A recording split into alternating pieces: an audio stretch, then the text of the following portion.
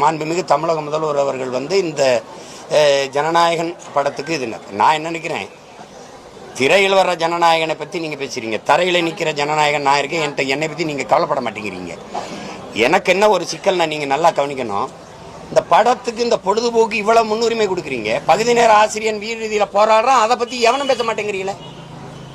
தேர்வு வருது, தேர்வு நேரத்தில் பாடம் நடத்தி பிள்ளைகளை படிப்பிக்க வேண்டிய அறிவிப்பு கூட்டுகிற ஆசான்கள் வீதியில் நின்று போராடிக்கிட்டு இருக்க, அவனை அடித்து தலைமுடியை பிடிச்சி வண்டியில் ஏற்றி கையை காலை உடைக்கிறான், அதை யாரும் பேச மாட்டேங்கிறீங்க.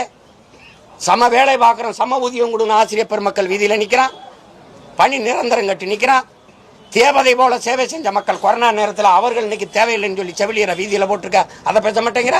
இந்த அரசு மருத்துவர்கள் மறுபடி வீதிக்கு வந்துட்டான் எனக்கு ஊதிய உயர்வு கொடுன்னு, அதை பேச மாட்டேங்கிறீங்க. இதையெல்லாம் கவனிக்காத முதல்வர் இந்த ஜனநாயகம் படத்துக்கு சான்றிதழ் கொடுக்காம இந்த மறுக்குதுன்னு போடுறாப்புல. அப்போ இது முதன்மையான பிரச்சனை.